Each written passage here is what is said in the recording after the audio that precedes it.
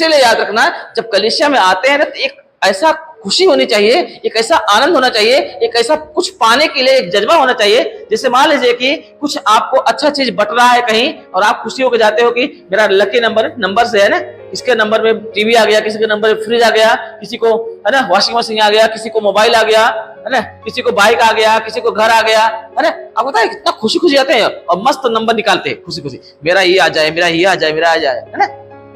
पता नहीं है क्या आएगा, पर एक चाहत है कि मुझे कुछ मिले अच्छा, है ना। टीवी मिल जाए, या तो फ्रिज मिल जाए, या तो बाइक मिल जाए, या तो घर मिल जाए, या एक इच्छा ऐसा रहता है। क्यों? वहां मिल रहा है ना। तो एक खुशी होती है, एक जज्बा होता है, और लाइन लगा के जाएंगे और खुशी खुशी हाथ डालेंगे और चिट्ठी निकालेंगे कि मेरा जो है, और बहुत प्रार्थना भी करेंगे अगर विश्वासी है तो प्रार्थना करेंगे, अविश्वासी है वो भी प्रार्थना करेंगे, है ना। तुझे ये चढ़ाएंगे, तुझे वो चढ़ाएंगे, मुझे ये मिलना चाहिए। चलो प्रभु में चढ़ाने की बात नहीं आती ना, तो बहुत बड़े वादा करेंगे। प्रभु जो कुछ देगा आप तेरे लिए ही करेंगे। आज ऐसे बहुत सारे लोग चर्च में आके वादा करते हैं, प्रभु तू जो कुछ करेगा ना, आशीष देगा ना, सब कुछ तेरे लिए ही करेंगे, पर होता दिखाई नहीं देता, है ना। तो जब मैं सिखाता हूं तो मेरे तरफ देखने का, ठीक है। अगर आप मेरे तरफ नहीं देख रहे हो, इसका मतलब आपका ध्यान नहीं है, आपका ध्यान बट गया है, दो तरफा हो गया। आप कान सुन रहा है पर दिमाग कहीं और है। ऐसा नहीं कि सुन नहीं रहे हो, सुन रहे हो पर समझ में नहीं आएगा। क्यों? दिमाग आपका कहीं और लगा हुआ है। सुनोगे, सारी बातें सुनोगे, आपको लगेगा कि मैं सुन रहा हूं, परंतु आपका दिमाग एक जगह ना होने की वजह से आप सुनोगे और उड़ता जाएगा, भागता जाएगा, क्योंकि उस जगह नहीं पा रहा ना। इसलिए यीशु ने बोला, जो तुम सुनते हो, जो बीज बोया जाता है, अच्छे जमीन पे बोया जाने वाला बीज फल लाता है ना। अगर वो कितने प्रकार के बीज बताया था? 4 प्रकार के ना। रास्ते के किनारे गिरे हुए बीज, पथरीली जमीन पर गिरे हुए बीज, जंगली झाड़ों में गिरे हुए बीज, और अच्छे जमीन में गिरे हुए बीज, है ना। ऐसे ही एक आपका जीवन में जब वचन बोया जा रहा है, तो अच्छी जमीन पे बोया जाए करके आप पूरी तरीके से ध्यान दो। आमीन। नहीं तो वो जो है ना, वचन जो है आपको समझ में नहीं आएगा। जो रास्ते में गिरा हुआ है उसको भी मिला, जो पथरीली जमीन पे गिरा था वो जल्दी से उग आया था, मिला तभी तो उगा ना, मतलब गया था, परंतु वो जगह नहीं पाया, जैसी मिट्टी चाहिए वो स्थान नहीं पाया, इसलिए ओके। हालेलुया। तो ध्यान दो मैं जो बोल रहा हूं, ठीक है। तो इसलिए जो है हमें गंभीर होना बहुत जरूरी है। पता है कितने सारे लोगों को ये अवसर नहीं मिलता कि अच्छी बातों को सुन सके। लोग क्या करते हैं, अपनी खुशी के लिए, मौज मस्ती के लिए, अभी काम करेंगे तो दारू पियेंगे बैठ के, फालतूगिरी करेंगे, फालतू बातें करेंगे, है ना। बहुत सारे मैंने देखा, लफड़ा हमेशा लफड़े होता है सब, है ना। बहुत गलतियां करेंगे, या तो कुछ नहीं रहेगा तो खाली दिमाग कहते हैं शैतान का घर, बोलते हैं ना, खाली दिमाग, है ना। इसलिए बाइबल में लिखा है, अगर किसी के अंदर शैतान है, दुष्ट आत्मा है, अगर उसे निकाल दिया जाए तो अगर जगह खाली रहेगा ना, तो भटकते भटकते जाएगा, घूमेगा और आके देखेगा, अगर खाली रहेगा तो फिर से आ जाएगा। ये बाइबल में लिखा हुआ है, इसलिए बता रहा हूं मैं, ऐसे नहीं बोलने वाला मैं यहाँ पे कलीसिया में, ठीक है। तो वो दुष्ट आत्मा उस जगह को क्या करता है, कब्जा कर लेता है, जो खाली प्लेस रहता है, जिसमें ईश्वर का निवास नहीं है, परमेश्वर का वचन नहीं है। हालेलुया। तो इसलिए जो है याद रखना, खालीपन मत रखो और फालतू जगह पे भी मत जाओ कि गंदगी चीज भर लो। अपने आप को परमेश्वर से, उसके वचनों से, उसकी पवित्रता से, उसकी अच्छी बातों से भरो, खाली मत रखो, है ना। खाली रखोगे तो फालतू चीजें आएगा, इसका मतलब है खाली मत बैठो, है ना। खाली मत बैठो, फालतू बैठने से अच्छा बाइबल पढ़ो, वचन सीखो, कलीसिया में आओ, सेल ग्रुप अटेंड करो, बाइबल स्टडी अटेंड करो, नाइट प्रेयर में आओ, और कभी भी खाली न रहो, ठीक है। इसलिए बाइबल में लिखा कि तुम नित्य प्रार्थना करते रहो, है ना। हमेशा प्रार्थना करते रहो। हमेशा प्रार्थना करने का मतलब समझते हो, आप खाली नहीं रहने का। प्रार्थना करते रहोगे तो परमेश्वर से आप कनेक्टेड रहोगे, आप परमेश्वर को प्रेजेंस को ले रहे हो, है ना। हेलो। इसलिए बोलता है, इसलिए याद रखना, जो चीज सिखाया जाता है उसे गंभीरता से लो। कितने सारे कलीसियाओं में कितने सारे संख्या में रहते हैं, परंतु वो लोग संख्या बढ़ा लेते हैं, परंतु आत्मिकता नहीं इकट्ठा कर पाते। मैं आत्मिकता सिखाता हूं तो लोग समझ नहीं पाते। आपको पता है यीशु मसीह बोलता है, जागते रहो और प्रार्थना करते रहो कि परीक्षा में ना पड़ो। प्रभु यीशु मसीह एक सोते हुए व्यक्ति को जगाना चाहता है। क्या करना चाहता है? जगाना चाहता है। आप पता है 2 प्रकार से लोग सोते हैं। कितने प्रकार से? 2 प्रकार से सोते हैं। एक जो है सचमुच में सोते हैं, जिनको जगाने के बाद उठ जाते हैं। अगर नहीं उठे ना, ज्यादा गहरी नींद में है, उठने की हिम्मत नहीं पा रहा, पानी डाल दोगे तो अपने आप उठ के खड़े हो जाएंगे। ठीक है, एक इस प्रकार के लोग होते हैं। और दूसरे प्रकार के लोग क्या होते हैं बताए? जानबूझ के सोना। हेलो, मेरी बात सुन रहे? सोने का नाटक करना। वो सोते नहीं है पर सोने का नाटक करते हैं। और जो सोने का नाटक करते हैं उन्हें कभी जगाया नहीं जा सकता। जो व्यक्ति सोने का नाटक करता है उसे कभी जगाया नहीं जा सकता। परंतु जो सचमुच में सोता है, आप उसके आसपास कुछ भी घटना घटेगी तुरंत चौंक के उठ जाएगा ना, या डर के उठ जाएगा, या तो बुला रहा है क्या हुआ करके ना उठ जाएगा। हेलो, परंतु जो जानबूझ के नाटक से सो रहा है ना, चाहे आसपास कितना भी होने दो ना, आंख बंद ही रखेगा। वो मुझे नहीं उठना है, कितना भी चिल्लाने तो मुझे उठना ही नहीं है। हेलो, अब पता है ये उठने की, मैं सोने की बात क्यों कर रहा पता है? जैसे शारीरिक रूप में लोग सोते हैं ना, वैसे आत्मिक रूप में भी सोते हैं। कुछ लोग तो इसलिए सोते हैं क्योंकि वो लोग यीशु को नहीं जानते। हेलो, वो पाप में जीवन जी रहे हैं, वो पाप में सो रहे हैं। पर कुछ लोग जो है यीशु को जानने के बावजूद भी सोते हैं। उनको क्या बोलते होता है? सोने का नाटक करना या जानबूझ के सोना। उनको सारी बातें पता है पर करना नहीं है, उठना नहीं है। हेलो किशन भाई, पानी पी लो और मुंह धो लो। ठीक है, जितना कुछ प्रभु देगा सब प्रभु के लिए करेंगे, ये वादा करके सोने का नहीं। शारीरिक रूप में सो रहे हो, आप आत्मिक रूप में भी सो जाओगे। हेलो, मैं जो बता रहा हूं वो ध्यान सुनो, मैं क्या बोल रहा हूं। जो जानबूझ के सोता है उसे जगाया नहीं जाता। कितना अच्छे से अच्छा है। आपको पता जगाने का मतलब क्या होता है? आत्मिक लोगों को आत्मिक तरीके से जगाने का तात्पर्य क्या होता है पता है? हेलो, आपको कोई आके हिलाएगा नहीं, आपको आके हिलाएगा नहीं। आपको परमेश्वर वचन के द्वारा जगाता है। किसके द्वारा? वचन के द्वारा। आपको वचन क्यों मिल रहा होता पता है? ताकि आप पाप से जाग उठो, है ना? पाप मत करो, गलती मत करो। मेरी बात समझ आ रही है? वचन इसलिए दिया जाता है ताकि आप जाग उठो, आपको पता चल जाए कि हमको सोना नहीं है ना, आप जाग उठो। और कुछ लोग क्या करते हैं पता है? वचन सुनने के बाद भी उठते नहीं, यानी वो गलतियां नहीं छोड़ते। इसका मतलब क्या होता है? वो जानबूझ के सो रहे हैं, है ना? वो सोने का नाटक कर रहे हैं। उन्हें समझाया नहीं जा सकता, उन्हें सुधारा नहीं जा सकता। इसलिए मैं बता रहा हूं कि अगर ऐसा कोई है ना, तो मैं बता रहा हूं उसके पीछे मत पड़ो। वो ऐसे लोग हैं जो जानबूझ के सोने वाले लोग हैं, नाटक करने वाले लोग हैं, वो किसी काम के नहीं हैं। ठीक है, क्योंकि जगाया उसको जाता है जो सो रहा है, जानबूझ के सोने वाले को जगाया नहीं जाता। मेरी बात समझ आ रहा है? जानबूझ के सोने वाले को जगाया नहीं जाता। इसलिए मैं बता रहा हूं अगर ऐसा कोई है तो ध्यान दो कि आपको जगाया नहीं जा सकता। इसीलिए इतने गहरे गहरे वचन मिलने के बाद, इतने भय के साथ वचन मिलने के बाद, इतने गंभीर वचन मिलने के बाद भी इंसान वही करता है जो उसे करना चाहिए। हेलो, जो जानबूझ के सो रहा है, जो सोने का नाटक कर रहा है कि उसको जगाया जाए वचन के द्वारा, वो नहीं उठने वाले हैं। इसीलिए इतना सारा वचन सिखाने के बाद भी आज तक लोग बदले नहीं है। कुछ लोग, उनको करना अपने हिसाब से ही करना है, चलना अपने हिसाब से ही है। हेलो, चलना अपने हिसाब से ही है, कुछ भी कर लो, सब कुछ करेंगे, परंतु वो अपने हिसाब से ही करेंगे। कितना भी वचन सिखाओ, कितना भी उनको बोलो उठ उठ उठ उठ, उनको कुछ फर्क नहीं पड़ता। क्यों? क्योंकि जानबूझ के सो रहे हैं।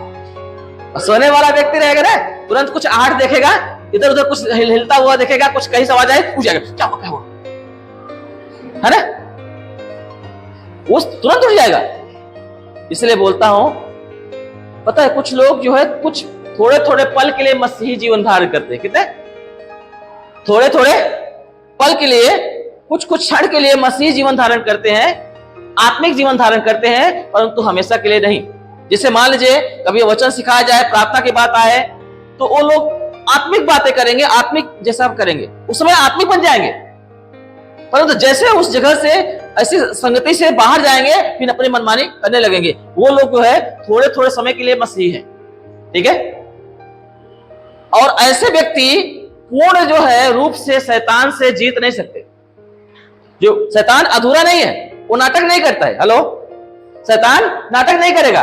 वो जो थोड़ा पल के लिए शैतान बनेगा, थोड़ा पल के लिए स्वर्गदूत बन जाएगा, ऐसा नहीं है। शैतान है तो पूर्ण रूप से शैतान है। हेलो, और पूर्ण रूप से शैतान से जीतने के लिए आपको पूर्ण रूप से मसीह जीवन धारण करना पड़ेगा। जब तक आप पूर्ण रूप से मसीह जीवन धारण नहीं करेंगे, पूर्ण रूप से शैतान को आप हरा नहीं सकते। मेरी बात समझ में आ रहा है? पूर्ण रूप से मसीह धारण नहीं जीवन करेंगे तो आप पूर्ण रूप से शैतान से उसे जीत नहीं सकते, उसको हरा नहीं सकते। वो आपको कहीं ना कहीं चालाकी में, झूठ में, लालच में, व्यभिचार में, गंदे कामों में, है ना, गलत चीजों में, दुनियादारी में वो फंसा ही देगा। कुछ भी करो फंसा ही देगा। क्यों? क्योंकि आप पूर्ण रूप से मसीह जीवन धारण नहीं किए हो, इसीलिए आपको कहीं ना कहीं फंस जाओगे। ऐसा व्यक्ति बोलेगा कि मैं मसीही हूं, मैं मसीही हूं। मैं बोलता हूं ऐसे व्यक्ति से आप खुद सावधान रहो। इससे अच्छा है कि उनको ढूंढो जो पाप कर रहे हैं, जिनको पता नहीं यीशु मसीह कौन है। हालेलुया। इसका मतलब कि उनसे जो ऐसा व्यक्ति है नफरत करो, ऐसा नहीं बोल रहा हूं मैं। उनके पीछे समय बर्बाद करने से अच्छा है कि उनके पास जाओ जो सो रहे हैं, जिन्हें जगा सको। हेलो, जिन्हें आप जगा सको उनके पास जाओ। हालेलुया। और वो उठेगा। अगर वो पाप में है, गलत चीजें कर रहा है, उसे जगाओगे तो उठेगा, परंतु नाटक करने वाला व्यक्ति उठेगा नहीं। हेलो, उठेगा नहीं। मेरी बात समझ में आए? कभी कभी मैं ज्योति को जगाता हूं ना, और नहीं उठती ना, तो पानी डाल देता हूं। पानी डाल दिया तो पूरा नींद खत्म हो जाती है उसका, और गुस्से की वजह से वो नहीं उठती। फिर से पानी डालो ना तो कुछ उसको असर नहीं पड़ता है। पता है क्यों नहीं असर पड़ता? क्योंकि अब जाग चुकी है। अगर सोती रहेगी, अब पानी डाल देगी ना, छपका जाएगी, और ये मेरे ऊपर पानी डाल दी, गुस्सा हो जाएगी, उठ जाएगी, और फिर से वो लेट जाएगी गुस्से में। हेलो, अब सोने का मतलब क्या पता है? नाटक करना। हेलो, अब उसे नाटक बोलते हैं। अब उसे पानी भी डालोगे, आवाज दोगे, परंतु फिर भी उठेगी। मैं सब कुछ ट्राई किया, इसलिए बता रहा हूं, नहीं उठेगी। क्यों पता है? अब वो नाटक कर रही है। अब वो सोने का नाटक कर रही है और सोई नहीं है। हालेलुया। मेरी बात समझ में आ गई है? वीडियो सुनेगी जो होती है तो चिल्लाएगी उधर। हालेलुया। समझ में आ गया है? तो ऐसे मसीही जीवन होता है, आध्यात्मिक जीवन होता है। आध्यात्मिक जीवन में भी लोग सोते हैं। हेलो, पता है बाइबल में इतना साफ साफ लिखा है कि जो व्यभिचारी लोग हैं, जो वेश्यागामी वाले लोग हैं, जो वेश्या लोग हैं, पापी लोग हैं, बुरे लोग हैं, जिनका कोई नाम निशान नहीं है, बदनाम लोग हैं, वो लोग जल्दी से सुधर जाते हैं। हेलो, वो जल्दी से बदल जाते हैं। जैसे बहुत आपको पता है, बहुत ज्यादा बेवड़ा है कोई ना, बेवड़ा दारू बहुत पीने वाला है। अब कोई बोलता है कि सुधरेगा नहीं, वो चाहता है कि मर जाता तो अच्छा है। ऐसे व्यक्ति बहुत जल्दी सुधरता है यीशु मसीह। आपको पता है नहीं पता है? मैं बता रहा हूं, गारंटी देता हूं। ऐसा व्यक्ति अगर मसीह के पास आएगा ना, अगर उसने ध्यान लगाया ना, इतना जल्दी बदलेगा। जो बुद्धिमानी से दारू पीने वाला है, उससे जल्दी वो सुधरेगा दारू। हेलो, जो बुद्धिमानी से थोड़ा थोड़ा लेता है, समय समय हिसाब से लेता है, वो व्यक्ति का दारू नहीं छूटेगा, परंतु वो व्यक्ति का दारू छूट जाएगा। कारण क्या पता है? वो जानता है कि मैं बेवड़ा हूं, वो जानता है कि मैं पापी हूं। हेलो, और मुझे पाप से छूटना है तो मेरा यीशु ही मदद कर सकता है, दूसरा कोई नहीं कर सकता। मेरी बात समझ में आ गई? हेलो, इसलिए ऐसे लोग सुधरते हैं। बहुत सारे लोग ऐसे सुधरे हैं, अपने खुद हमारे चर्च में भी ऐसे हुआ है। मेरी बात समझ में आ रही है? तो ज्यादा पापी लोग हैं वो जल्दी सुधर जाते हैं, और जो बुद्धिमानी से पाप करते हैं वो जल्दी छूटते नहीं है। कारण क्या है पता है? वो जानबूझ के सो रहे हैं, है ना? वो सो नहीं रहे हैं, पर सोने का नाटक कर रहे हैं, है ना? हेलो, उन्हें नहीं करना है, उन्हें पाप रूपी जो है ना जानकारी है, फिर भी पाप में ही जीवन व्यतीत करना है। मतलब वो सो के भी न सो के भी वो सोए रहते हैं। ठीक है, वो सोने का नाटक करते हैं। मेरी बात समझ में आए? इसलिए मैं नहीं चाहता कि कलीसिया के कोई लोग ऐसा करे। हेलो, पता है मैं बाहर खड़ा था ना, मुझे इतना दुख लग रहा था वहां पे उन लोगों को देख के। यार, इतना इन लोगों को डांटा, समझाया, इनके लिए कितना मेहनत किया, परंतु आज देखो कहां गए। हेलो, और ऐसे अपने कलीसिया में अभी भी लोग हैं जो आज भी नहीं सुनते। मैं अपने चर्च में से किसी को निकालता नहीं है, परंतु मेरा वचन जो है बदलाव कर रहते हैं, मन फिराव कर रहते हैं। इसीलिए जो है किसी किसी को टोचता है वचन। क्या करता है? वचन क्या करता है? टोचता है। क्योंकि जहां घाव है वहां पे दर्द होता है ना? जहां घाव है वहां पे दर्द होता है, वहां छुओगे बार बार तो तकलीफ होगा। इसीलिए मैं बता रहा हूं कि सोने वाला, जानबूझ के सोने वाला काम मत करो। हेलो, जानबूझकर सोने वाला काम मत करो। अगर आप सोए हुए थे, अगर आप आज पता चलता है कि ये गलत है, आज हमें इसका मतलब है मैं सो रहा हूं पाप में, तो आप अभी जाग जाओ। कोई तो आपको जगाना चाहता है, कोई नहीं चाहता कि आप पाप में सो जाएं और आप अपने आप को खो दे। हालेलुया। आप अपने आप को खो दे, नुकसान उठाएं और आप मृत्यु के कौर हो जाएं, नरक की आग के कौर हो जाएं, है ना? आप बदनाम हो जाएं। आप ऐसे ऐसे हालातों से गुजरे जो आपको सहन से बाहर है ना? इसलिए कोई जगा रहा है आपको, वो उसे उसकी बात सुने और जाग उठे। आमीन। हेलो, इस यशायाह की किताब में लिखा हुआ है, परमेश्वर बोलता है उठ प्रकाशमान हो, तेरा प्रकाश आ गया है। उठ, ऐसे बैठा मत रह, सोते मत रह, उठ। मैं तुझे अंधेरे से निकाल के उजाले में लाना चाहता हूं, प्रकाशमान करना चाहता हूं। हालेलुया। ये अंधेरा जिसमें तू सो रहा है वो तुमको ले डूबेगा, बर्बाद कर देगा। मेरी बात समझ में आ रहा है? तो दो प्रकार का सोना होता है, एक जो है सचमुच में सोते हैं, दूसरा सोने का नाटक करते हैं या जानबूझ के सोते हैं, जानबूझ के सोते हैं। ठीक है, हालेलुया। इसलिए पूर्ण मसीही रूप धारण करो, एक पूर्ण तरीके से मन फिराओ, क्योंकि अधूरे होके या कुछ पल के लिए मसीही रूप धारण करके आप शैतान से, पाप से, बुराई से जीत नहीं पाएंगे। अगर आपको उसके जयवंत होना है, जीतना है, तो आप पूर्ण रूप से परमेश्वर की सामर्थ्य से भरना पड़ेगा, पूर्ण रूप से मसीही जीवन धारण करना पड़ेगा। मेरी बात समझ में आ रहा है यार? मैं पिछले दिनों में बात कर रहा था, कुछ लोग पैसे की वजह से गलती कर देते हैं, मसीह के वचनों को नहीं पालन कर पाते। काम, अगर मैं प्रार्थना में बराबर आया तो मेरा काम छूट जाएगा, या मैंने सही से काम करना शुरू तो मेरा पैसा इतना चला जाएगा, ये चला जाएगा, वो चला जाएगा। जिस चीज के लिए तुम पकड़ना चाहते हो, संसार के लोग उसी चीज को उनके पास है, फिर भी मसीह को ढूंढ रहे हैं।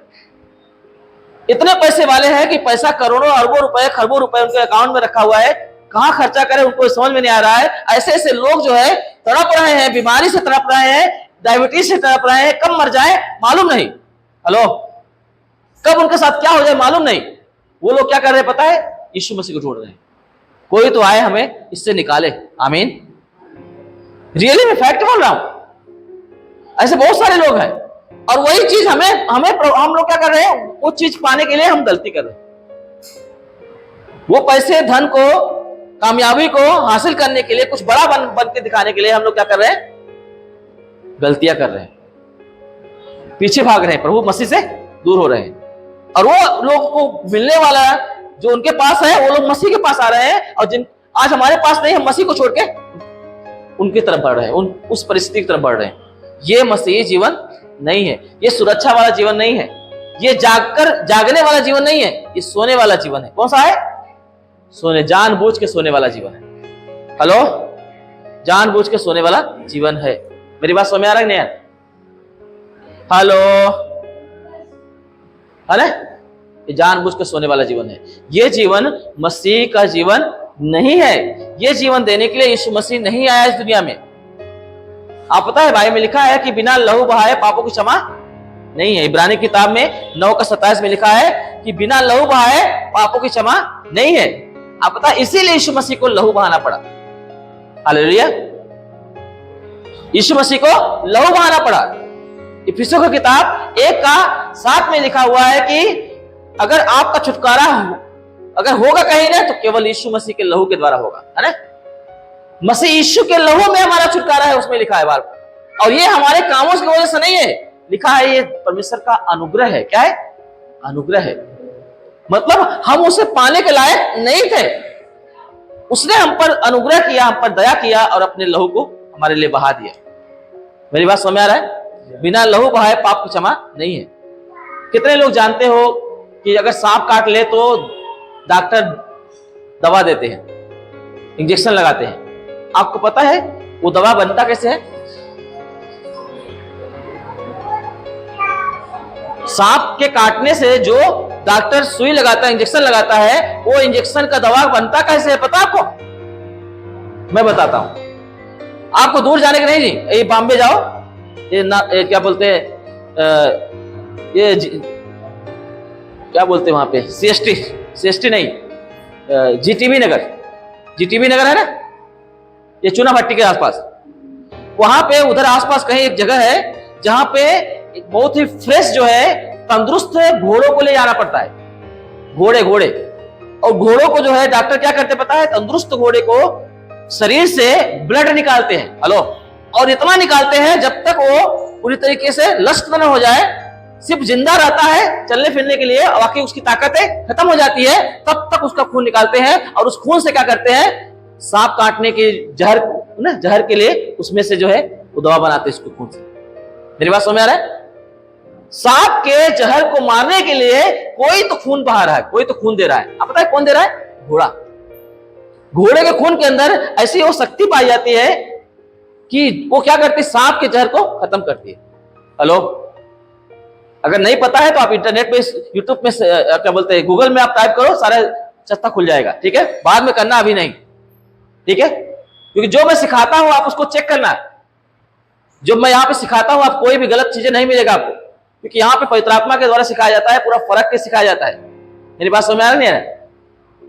हेलो, सोचो कि सांप के जहर को मारने के लिए क्या किया जाता है, घोड़े को तकलीफ दिया जाता है, उसका खून चूस लिया जाता है, निकाल लिया जाता है, तब जाके एक व्यक्ति का सांप का जहर का दवा बनता है। मेरी बात समझ में आ रहा है? ऐसे हमारे जीवन में एक ऐसा जहर था जिसका नाम है पाप। क्या है? पाप एक ऐसा जहर है जिसका कोई भी तोड़ नहीं है दुनिया में, कोई भी इलाज नहीं है उसका। हेलो, पाप का कोई इलाज नहीं है। अगर पाप का इलाज है तो लहू में है, परंतु उसके लिए पवित्र लहू की जरूरत है। कौन से लहू की जरूरत है? पवित्र। और दुनिया में कोई भी पवित्र नहीं था, इसलिए यीशु मसीह खुद अपना लहू बहाया।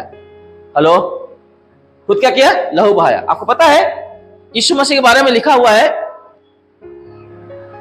यूहन्ना की किताब 3 अध्याय के 14-15 वचन में लिखा हुआ है, ध्यान से सुनो मैं जो बता रहा हूं। लिखा है, जैसे मूसा ने सांप को ऊपर टांगा हुआ था, है ना, उसी प्रकार से यीशु मसीह क्रूस पर लटकाया जाएगा, है ना, और जो कोई उस पर विश्वास करेगा वो अनंत जीवन पाएगा, वो बच जाएगा।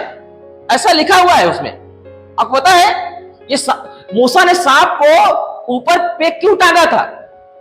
क्योंकि जब इजरायली लोग जब मिस्र देश से छुड़ाए गए थे, गुलामी से छुड़ाए गए थे, तो वो जंगलों से लेके जाया जा रहा था, परंतु वो लोग जो है वहां पे भी कुकुराना शुरू किए और गलती करना शुरू किए, तो परमेश्वर का क्रोध आया और परमेश्वर ने क्या किया? जहरीले सांपों को छोड़ दिया जंगल में। हेलो, और वो सांप क्या करते थे? इजराइल लोग को डसते थे और लोग बड़ी भारी संख्या में लोग मरते चले जा रहे थे। ऐसा देख के लोग घबरा गए और फिर मूसा के पास गए और विनती करने लगे, रोने लगे कि हमारा इस सांपों से छुटकारे के लिए कुछ उपाय कर। हालेलुया। तो मूसा ने क्या किया? परमेश्वर के पास गया, यहोवा से विनती की कि इनका निवारण बताए, क्या हुआ, इन्हें माफ कर। तब परमेश्वर ने क्या किया? दया किया, और परमेश्वर ने बोला उनके लिए एक रास्ता बताता हूं, तू क्या कर, पीतल का सांप बना। क्या बना? पीतल का सांप बना और उसे बहुत ऊंचे पे टांग दे, और जब किसी को सांप काटेगा तो अगर कोई जिसको सांप काट लिया है, अगर वो पीतल के सांप को अगर अपनी आंखों से देख लिया तो उसके सांप का जहर क्या हो जाएगा? खत्म हो जाएगा। मेरी बात समझ में आए? तो जब वो सांप को बना के ऊपर टांगा, और जब किसी को सांप काटता था वो क्या करते थे? उनको दवा नहीं दिया जाता था। क्या किया जाता था बताए? वो पीतल के सांप को दिखाना पड़ता था। अगर वो देख लेते थे तो उनके शरीर से वो सांप का जहर क्या हो जाता था? खत्म हो जाता था। और वही प्रतिक्रिया यीशु मसीह ने अपनाया। यीशु ने क्या किया? हमारे जीवन के पाप के जहर को निकालने के लिए खुद को क्रूस पर लटकाया। अब ये बात को जो विश्वास करता है, यकीन करता है कि उसका लहू मेरे पापों की क्षमा के लिए है, इस जहर के लिए है, और वो लहू को अपने जीवन में मांगता है, ले लेता है विश्वास से, वो बच जाता है। हेलो, वो पाप से क्या हो जाता है? बच जाता है। मेरी बात समझ में आ रहा है कि नहीं? आपको पता है यीशु मसीह ये लहू देने के लिए कोई इंजेक्शन लगा के नहीं दिया था, जो आज निकाल लेते ना डॉक्टर लोग। हेलो, यीशु का लहू ऐसे नहीं बहा गया था। हेलो, 39 कोड़े लगे थे और वो कोड़े मामूली कोड़े नहीं थे। वो ऐसे कोड़े थे कि जब लगते थे ना शरीर के मांस ना पूरा खींच लेके जाते थे और घाव को पूरा खोल देते थे, पर शरीर को पूरा पूरा जख्मी कर देते थे और उसमें से लहू बहता रहता। बाइबल में लिखा है, भजन संहिता में ऐसा लिखा हुआ है कि जैसे किसान खेत में हल चलाता है तो नालियां बन जाती है। नालियां किस लिए बनती पता है? पानी को क्रॉस करने के लिए। आपको तो नालियों से पानी बहता है। उसी प्रकार से यीशु के कोड़े खाने से पीठ पे नालियां बन गई थी। और वो नालियां किस लिए? उस नालियों से यीशु मसीह का जो ब्लड था ना, खून था, वो बह रहा था। ऐसा यीशु मसीह अपना लहू बहाया है। किस लिए पता है? ताकि हमारे जीवन से वो पाप रूपी जहर खत्म किया जा सके। आमीन। पाप रूपी जहर क्या हो जाए? खत्म किया जाए। इसीलिए जब किसी को शैतान सताए, शैतान अगर कोई ऐसी शक्तियां सताए या कोई ऐसी बीमारी रहे, आप यीशु रक्त से यीशु रक्त करने लगो ना, शैतान भाग चिल्ला के भागेगा। किसी को शैतान अंदर है ना, वो कान बंद कर लेगा, सुनने का नहीं। क्यों पता है? यीशु रक्त की जय बोल रहे हो आप, क्योंकि यीशु के लहू में वो एंटीबायोटिक है, वो तोड़ है उस बीमारी का, वो पाप का, जिसकी वजह से क्या है? पाप खत्म हो जाता है। हेलो, मेरी बात समझ आ रहा है आप लोग को? और वो लहू का अगर कीमत नहीं समझे ना, वो बलिदान की कीमत ना समझे ना, तो कभी भी आपको कोई आपका पैसा, धन, बढ़ोतरी, काम, बुद्धिमानी, पढ़ाई लिखाई कोई बचा नहीं सकता यार। क्योंकि ऐसे सब लोग पाप में पड़े हुए हैं, यीशु मसीह को ढूंढ रहे हैं, जिसके पास से सब कुछ होने है। मेरी बात समझ आ रहा है नहीं आ रहा है? वो ढूंढ रहे हैं। इसलिए मैं बोल रहा हूं, उन कामयाबी को ढूंढने से पहले आप इस सब चीज को ढूंढो। आप पहले पाप में से जाग उठो। मत्ती किताब 6:33 में लिखा हुआ है, सबसे पहले परमेश्वर का राज और उसकी धार्मिकता का खोज करो, बाकी सारी वस्तुएं तुम्हें अपने आप मिल जाएंगी। वो रास्ते खोल देगा परमेश्वर। आमीन। आजकल चर्च में लोग आते हैं, बोलते हैं मेरे काम के लिए प्रार्थना करो, मेरे बिजनेस के लिए प्रार्थना करो, मेरे धंधे के लिए प्रार्थना करो, जो कुछ कमाऊंगा, जो कुछ करूंगा, मैं प्रभु के राज्य के लिए करूंगा। और जब बढ़ने लगते हैं तो भूल जाते हैं प्रभु को, काम के पीछे भागने लगते हैं, पैसा इकट्ठा करने लगते हैं, बिजनेस अपना फैलाने लगते हैं, प्रॉपर्टी फैलाने लगते हैं, भूल जाते हैं कि प्रभु से हमने क्या बोला है। क्या मजाक समझे हो? प्रभु के ब्लड को, उसके बलिदान को मजाक समझते हो? सो के देखो, एक दिन ऐसा आंख खुलेगी ना तो नरक में दिखाई देगा, जैसे धनी व्यक्ति क्या दिखाई दिया था। धनी व्यक्ति मरा, सीधा नरक की आग में दिखाई दिया। हालेलुया। इसलिए जाग उठो। अब नहीं जागोगे तो कब जागोगे? ईमानदारी से काम करो, सुसमाचार करो, प्रार्थना करो। कितने सारे लोग ना सो रहे, मर रहे। बाइबल में लिखा है, अवसर को बहुमूल्य समझो। तुम्हारे द्वारा लोगों के जीवन में अनुग्रह पाने का अवसर उत्पन्न होना चाहिए कि लोग परमेश्वर का अनुग्रह मिल पाए। क्योंकि बाइबल में लिखा है, इफिसियों की किताब 2 अध्याय का 8 और 9 में लिखा हुआ है कि विश्वास के द्वारा अनुग्रह ही से तुम्हारा उद्धार हुआ है। हम उद्धार ऐसे नहीं मिलेगा, पापों की क्षमा ऐसे नहीं मिलेगी, वो ब्लड ऐसे नहीं मिलेगा। विश्वास के द्वारा, जब कोई विश्वास करता है इस बात को ना, तो उसका मन को तैयार करता है, मन फिराता है, विश्वास करता है ना, तो परमेश्वर का अनुग्रह आता है, मतलब वो लहू आता है। और जब लहू आता है तो उसका उद्धार हो जाता है। तो ऐसे हमारा बर्ताव होना चाहिए, हमारा स्वभाव ऐसे होना चाहिए, इतना समर्पण होना चाहिए कि जब कोई हमसे मुलाकात करे, जब हमारे आसपास बैठे उठे, चले फिरे, है ना, जिसके साथ हम समय व्यतीत करें, ऐसा व्यक्ति के जीवन में अनुग्रह आने के रास्ते खुल जाए। आमीन। ऐसा बर्ताव करो कि आपसे नाराज ना हो, परंतु आपके द्वारा उसके जीवन में अनुग्रह प्राप्त हो, वो यीशु मसीह पे विश्वास कर सके और उनका छुटकारा हो सके। हेलो, ये अवसर बार बार नहीं मिलेगा। हर बार आपको वो लोग प्यार नहीं करेगा, आपका इज्जत नहीं करेगा। अगर आज अच्छे बन रहे हो, कोई इज्जत कर रहा है तो उसका उद्धार कराओ। हेलो, उसका उद्धार के बारे में सोचो, उसके जीवन में ऐसा काम करो कि उसको जो है विश्वास हो यीशु मसीह पर और उसको अनुग्रह प्राप्त हो, मतलब वो अनुग्रह के लिए खुद को तैयार कर पाए, अनुग्रह पाने के लिए। आमीन।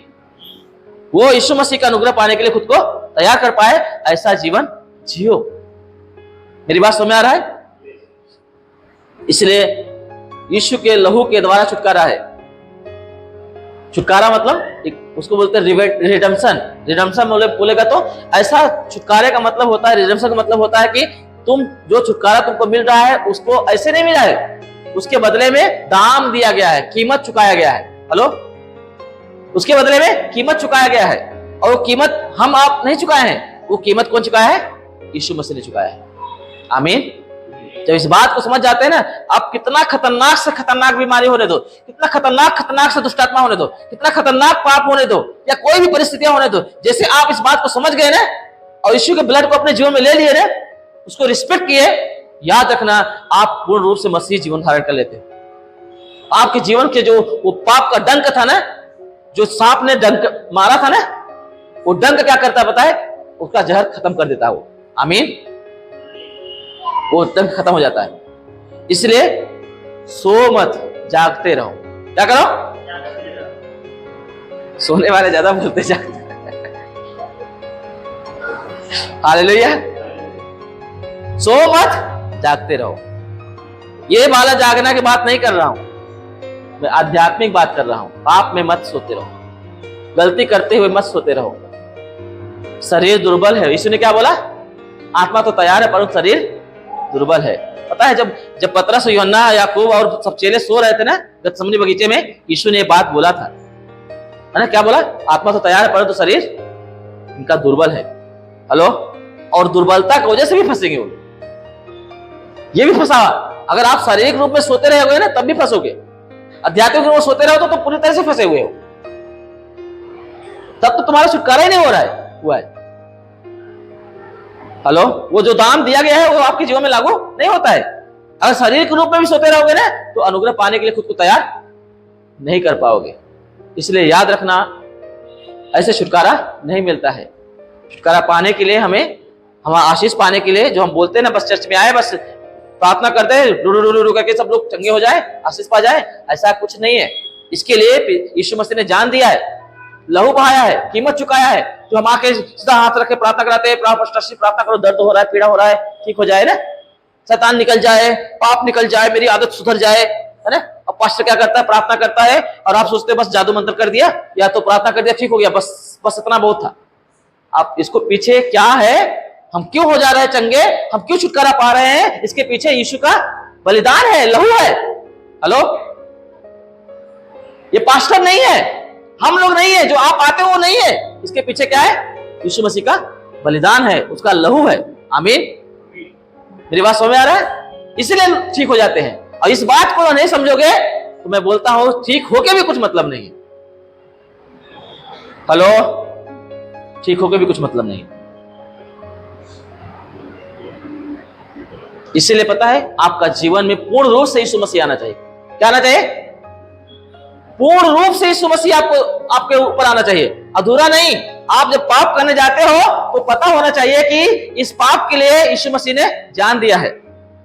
जब आप झूठ बोलते हो, ये बात को पता होना चाहिए कि हम झूठ बोलने की वजह से शैतान के बच्चे बन गए थे, अब पाप के अधिकारी हो गए थे, नरक के अधिकारी हो गए थे, परंतु यीशु के बलिदान की वजह से हम उसमें से छुटकारा पा के आज हम परमेश्वर की संतान बन गए हैं। बाइबल में लिखा है जितने लोगों ने यीशु को ग्रहण किया, यीशु ने उन्हें परमेश्वर की संतान होने का अधिकार दिया, है ना। उसके पहले परमेश्वर की संतान नहीं है, क्योंकि वो पाप करते हैं, वो झूठ बोलते हैं, शैतान के बच्चे बन चुके हैं।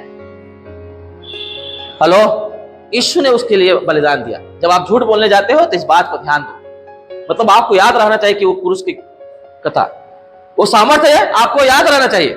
हालेलुया। वो बलिदान आपको याद रहना चाहिए, वो लहू आपको याद रहना चाहिए। जब आप चोरी करते हो, लालच करते हो, आप झगड़ा करते हो, गाली देते हो, या नशा करते हो, दारू पीते हो, आपको ध्यान होना चाहिए कि इसी के छुड़ाने के लिए यीशु मसीह ने बलिदान किया है। हेलो।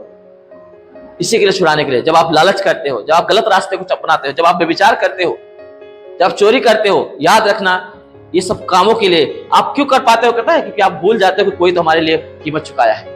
हेलो। कोई तो कीमत चुकाया, आप ध्यान नहीं देते। मेरी बात समझ में आ रही है? ध्यान नहीं देते, इसीलिए हो रहा है ऐसा, क्योंकि आपके जीवन में यीशु मसीह सदा मसीहत नहीं रहती, आप बदलते रहते हो, है ना। हालेलुया। परंतु जय उसी का होता है जो पूर्ण रूप से अपने आप को यीशु मसीह बनाता है, पूर्ण रूप से यीशु मसीह के मृत्यु को, उस बलिदान को ध्यान देता है। तो याद रखना वो जयवंत जीवन जीता है, वो पवित्र जीवन जीता है। उसके जीवन में मृत्यु का अधिकार नहीं है, उसके जीवन में शैतान का अधिकार नहीं है, उसके जीवन में किसी भी चीज का जो आपके विरोध आने वाली चीजें है आपके ऊपर अधिकार नहीं जता सकती, क्योंकि आप जयवंत का जीवन जिएंगे। अब फिर आप ये नहीं बोलेंगे मैं पाप में गिर जाता हूं, मुझसे गलती हो जाती है, क्योंकि परमेश्वर के स्वभाव में, यीशु मसीह स्वभाव में पाप नहीं है। अगर हमेशा आपको यीशु मसीह आपके जीवन में रहेगा तो आप पाप कर ही नहीं सकते, आप सोच भी नहीं सकते ऐसा। ये मैं नहीं बोल रहा, बाइबल बताता है, मैं कितनी बार उस बच्चे को सिखा चुका हूं।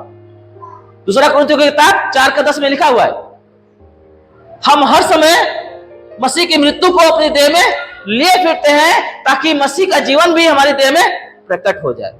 हेलो, क्या लिखा है? हम यीशु की मृत्यु को हर समय अपनी देह में लिए फिरते हैं ताकि मसीह का जीवन भी हमारी देह में प्रकट हो जाए। जब तक आप उस मृत्यु को नहीं समझोगे, उसको अपनी देह में हमेशा लेके नहीं चलोगे, आपसे गलतियां होता रहेगा। जब झूठ बोलने जाओगे तो आप झूठ बोल दोगे, चोरी करने जाओगे तो चोरी कर लोगे, क्योंकि आप भूल गए हो कि किसी ने आपके लिए बलिदान किया है। आप भूल गए हो कि कोई इसके लिए जान दिया, किसी ने लहू बहाया है, जो नहीं निकल सकता, जिसका कोई दवा नहीं था, इलाज नहीं था। कोरोना के समय में किसी का इलाज नहीं था, पैसा फूकने के लिए तैयार रहते थे। हेलो, बड़े बड़े अमीर लोगों ने क्या किया है, कितना सारा जो है ना पैसा फूकने के लिए, अगर कोरोना हो जाता था ना, मालूम है अलग से दवा क्या क्या मंगाने की कोशिश करते थे, पता है? जितना पैसा लगेगा देने को तैयार हो जाते थे। हेलो, क्योंकि कोरोना का इलाज नहीं है, कहीं कुछ उम्मीद दिख रहा है ना तो पैसा ऐसे पानी जैसे बहा देते थे। नहीं बात समझ आए? और तो पाप एक ऐसा है ना कि इसका कोई भी हेलो वैक्सीन बनी नहीं है। दुनिया में कोई ऐसा रास्ता नहीं है कि आपका पाप कोई खत्म कर सके। ये एक ऐसा जहर है ना जिसका कोई तोड़ नहीं है। उसका एक ही तोड़ है, वो है यीशु मसीह का लहू, उसका बलिदान। आमीन। और वही आपके जीवन में नहीं रहेगा तो आप क्या करोगे? उस जहर से प्रभावित हो जाओगे और आप परमेश्वर के मार्ग से भटक जाओगे, आप नरक के कौर हो जाओगे। आप थोड़े पल के लिए, आप पता है गलतियां क्यों करते पता है? कि थोड़ी पल की जिंदगी के लिए, थोड़ा अच्छा बनाने के लिए सारी गलतियां करते हैं, है ना? हेलो, थोड़े पल की जिंदगी को, जो आज है कल नहीं रहेगा, है ना? हेलो, कल हम लोग बात कर रहे थे, दो तीन पास्टर लोग इकट्ठा हुए थे, बात कर रहे थे, कितने सारे लोग जो है हार्ट अटैक से मर रहे हैं क्योंकि वैक्सीन लगाए थे। अब वैक्सीन क्या कर रहा है पता है? आपके ब्लड को जमा रहा है, धीरे धीरे क्या कर रहा है? जमा रहा है। और इसके लिए जो है जवान और बच्चे लोग हार्ट अटैक आके मर रहे हैं। इसके लिए केस किया गया है, पता है? ये कंपनी को केस किया गया है। अभी इलेक्शन चल रहा था, उस कंपनी ने जिसने वैक्सीन दिया था, कितने करोड़ रुपए, है ना, सरकार को दिया था। अब तब वैक्सीन के कंपनी ने क्यों उसको इतना पैसा दिया? क्योंकि वो वैक्सीन जो जहर था वही लगाया गया है, और वो जो है पैसा कमाया, पैसे में से थोड़ा जिसके माध्यम से पैसा कमाया उसको मदद कर रहा है कंपनी। मेरी बात समझ में आ रहा है? और कितने लोग मर रहे हैं। कुछ ही लोग हैं जो वैक्सीन नहीं लगाए, नहीं तो सब लोग वैक्सीन लगाए,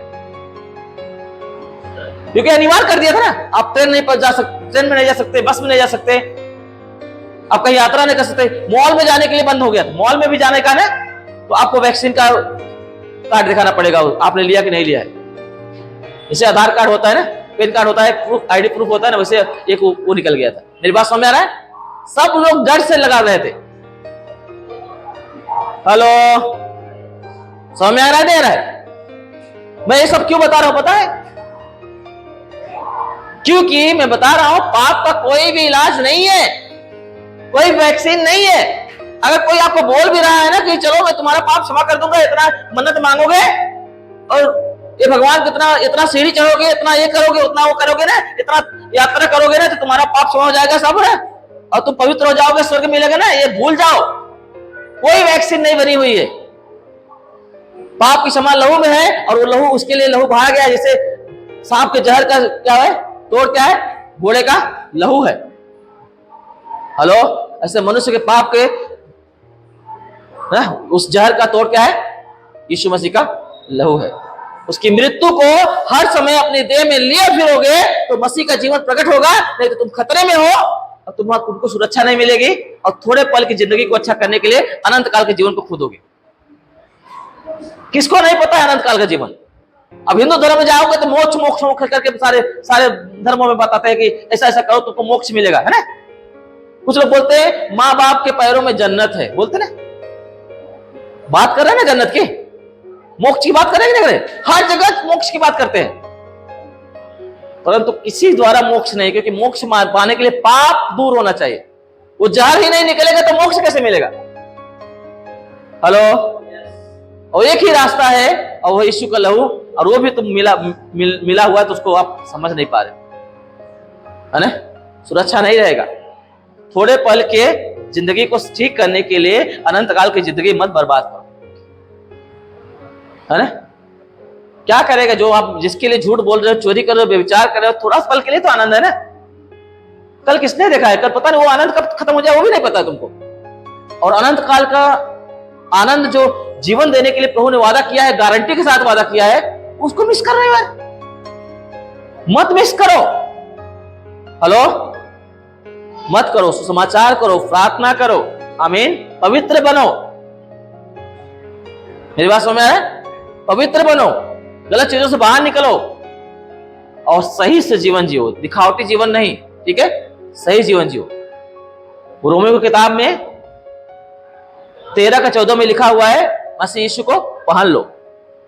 क्या करो, मसीह यीशु को पहन लो, ताकि शरीर की अभिलाषाओं का उपाय पूरा करने का उपाय ना कर सके।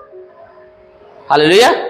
और मसीह को पहनने के लिए मसीह के मृत्यु को आपके देह में हमेशा लेके चलना पड़ेगा, तब मसीह का जीवन आपके अंदर प्रकट होगा। ऐसे नहीं पहन सकते। आपने बोल दिया, वह पहन लिया, मैं मसीही हूं, मैं विश्वास करता हूं यीशु पर, चर्च जाता हूं, बस पहन लिया आपने। ऐसे नहीं पहना जाता। हेलो, पहनने के लिए आप जब आप उसको लोगे ना, तो आप पाप से डरोगे, बचोगे, आमीन। वो नहीं करोगे जिससे वजह से यीशु मसीह क्रूस पे बलिदान हुआ, आमीन। आइए अपने आंखों को बंद करें, सर को झुकाएंगे। एक सही जीवन, एक जागता हुआ जीवन, पाप में सोने वाला जीवन नहीं, अपराध में रहने वाला जीवन नहीं, परंतु मसीह जो पाप का एकमात्र जो है, उसका लहू जो एकमात्र उसका निवारण है, उसके पाने के लिए हम लापरवाही ना करें, उसमें हम गड़बड़ी ना करें। आपका इधर रोजमर्रा के लाइफ में, धन दौलत में, रिश्तों में अगर गड़बड़ियां होती तो होने दो, पर इसमें गड़बड़ी हो गई तो आपको कोई बचा नहीं पाएगा। आप अनंत अनंत अनंत के लिए आप नरक की आग में झोंक दिए जाएंगे, जहां पे आपका कोई दुख दर्द नहीं देख सकता, आपके रोने की आवाज कोई नहीं सुन सकता, कोई आपको बचाने वाला नहीं रहेगा। यीशु मसीह इसीलिए कुर्बान हुआ, क्योंकि हमारा पाप जो थे ना, वो अनंत काल की आग में खींच रहे थे, उसका कोई भी निवारण नहीं था, कोई भी इलाज नहीं था। आज यीशु का लहू इसलिए दिया गया ताकि हम बच सके।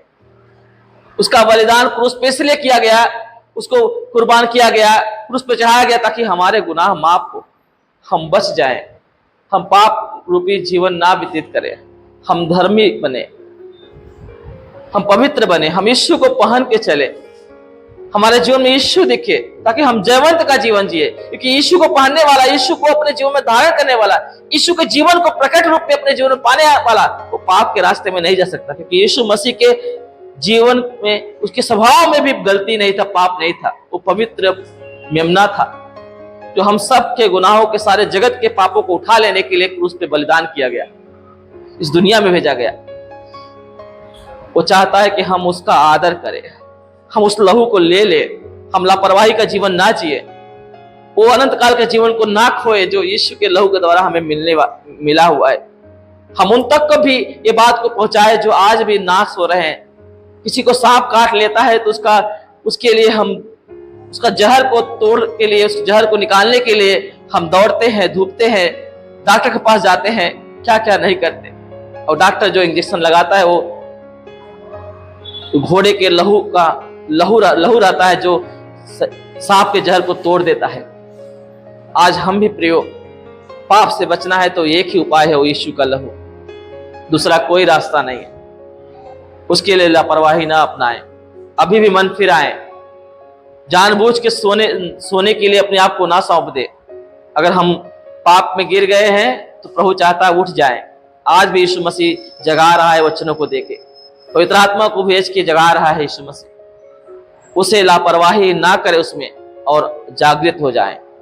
स्वर्गीय पिता, यीशु के नाम में पापा, ये कलीसिया को आपका हाथ में देता पिता, इन बच्चों को आपके हाथ में देता पिता, जहां कहीं आज भी गुनहगार है पापा, पाप और बुराइयों में जकड़े हुए पिता, वहां पे ये जाग उठे, मन फिराए पिता, और पाप के रास्ते में ना जाए पिता। आपका पवित्र लहू वो अपने जीवन में ले पिता, और ये शुद्ध हो जाएं, उस सारे गलतियों से अपने आप को बचा सके पिता। ऐसा इनके जीवन में अनुग्रह आने दे पापा, सहायता कर, मदद कर पिता। मैं यीशु के नाम में पापा उनके सारे इस पाप के बोझ को प्रभु आपके चरणों में लाता पिता। मेरी प्रार्थना है पिता कि इन्हें न्यू बना, नया बना पिता। मसीह यीशु में एक नई सृष्टि बने पिता। तेरे मृत्यु को प्रभु अपनी देह में सदा लेके चलने वाली कलीसिया बने पिता, और सदा इस कलीसिया में मसीह तेरा जीवन दिखाई दे पिता। क्योंकि वो जीवन तभी दिखाई देगा जब यीशु की मृत्यु को अपनी देह में एक कलीसिया लेके चलेगी पिता, तभी मसीह का जीवन प्रकट रूप में दिखाई देगा, नहीं तो नहीं दिखाई देगा। वो जीवन प्रकट होने के लिए प्रभु यीशु आपका मृत्यु का जो जीवन है, वो मृत्यु को अपने देह में ले आने के लिए, लेके चलने के लिए इन्हें मदद कर, सहायता कर पिता। आपका लहू इन्हें प्रोटेक्ट करे पिता, वो सारे पाप रूपी वायरस से प्रभु इनकी सुरक्षा दे पिता। ऐसे मेरी प्रार्थना है पिता, यीशु के नाम में मांगते पिता, आमीन आमीन। हालेलुया।